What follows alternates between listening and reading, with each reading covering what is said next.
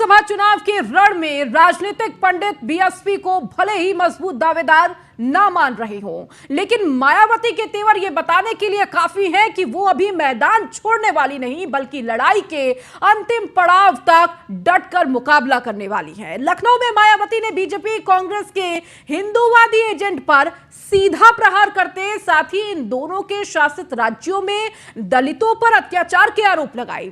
सवाल उठता है कि अभी तक मायावती जिस एकला चलो की नीति पर चल रही है, उससे वो लोकसभा चुनाव में बीजेपी समेत दूसरे दलों को टक्कर दे पाएंगी? क्या मायावती अपने सियासत को बचाने के लिए आखिरी लड़ाई लड़ने को तैयार है?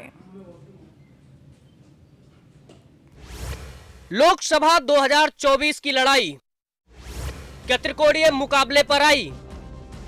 मिशन मोड में मायावती।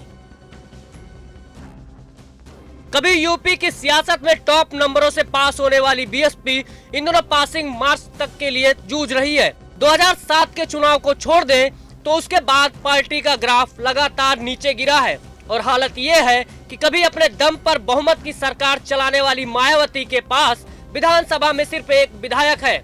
सांसदों की संख्या 10 जरूर है, लेकिन वो इसलिए क्योंकि 2019 में सपा से गठबंधन था। सवाल उठता है, ऐसे में आखिर मायावती कौन सी ऐसी रणनीति आजमाएंगी कि एक बार फिर बीएसपी बड़ा खेल करने की स्थिति में पहुंच जाए?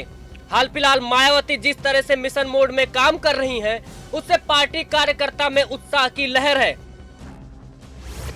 चुनाव को लेकर बीएसपी की नियमित बैठकें हो रही हैं। मंडल और जोनल कोऑर्डिनेटर को जिम्मेदारियां तय कर दी गई हैं। कैडर कैंप लगाए जा रहे हैं जिनमें पार्टी के बड़े पदाधिकारी हिस्सा ले रहे हैं। कई कैडर कैंपों में खुद मायावती भी कार्यकर्ताओं से सीधे संवाद करने वाली हैं। इतना ही नहीं, मायावती ने सभी कोऑर्डिनेटर्स को निर्देश दिया है कि वो अपने अपने क्षेत्र में 4 से 5 मजबूत प्रत्याशियों की लिस्ट दें। इनमें से एक प्रत्याशी फाइनल किए जाएंगे।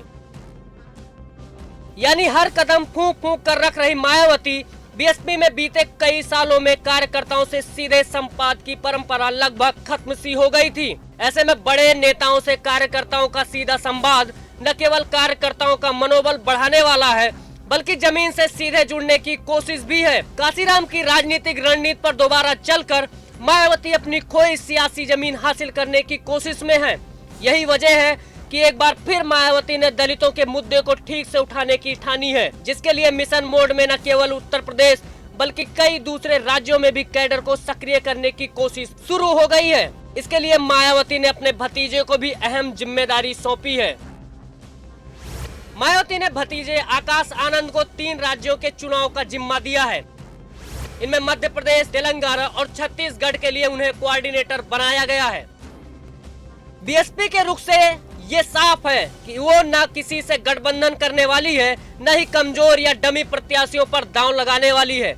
जाहिर है, अगर ऐसा करने में मायावती कामयाब होती हैं, तो यूपी में सबसे ज्यादा नुकसान सपा और बीएसपी का होगा।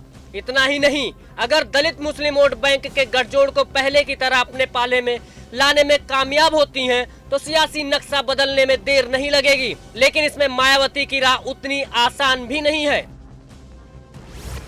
बीएसपी ने हर दिन एक बूथ 10 यूथ का नारा दिया है। पार्टी पहली बार बूथ स्तर पर इतना फोकस कर रही है। बीएसपी की सबसे बड़ी मुश्किल बड़े चेहरे और कार्यकर्ताओं का टूटा मनोबल है। पार्टी में मायावती के पास उनके अलावा कोई ऐसा बड़ा चेहरा नहीं जो वोट दिला सके। पुराने साथियों में सतीश चंद्र मिश्र साथ जरूर हैं, लेकिन पहले जैसी सक्रियता नहीं है। गैर यादव पिछड़ी जातियों को साधने के लिए बाबू सिंह कुशवाहा और स्वामी प्रसाद मौर्य जैसे नेता भी नहीं है। यानी जो सोशल इंजीनियरिंग किसी जमाने में बीएसपी की सबसे बड़ी ताकत थी, आज के दौर में वही सबसे बड़ी कमजोरी बन गई है। क्योंकि मायावती भी जानती हैं कि सिर्फ दलित वोट बैंक के सहारे सत्ता के सिंहासन को पाना नामुमकिन है।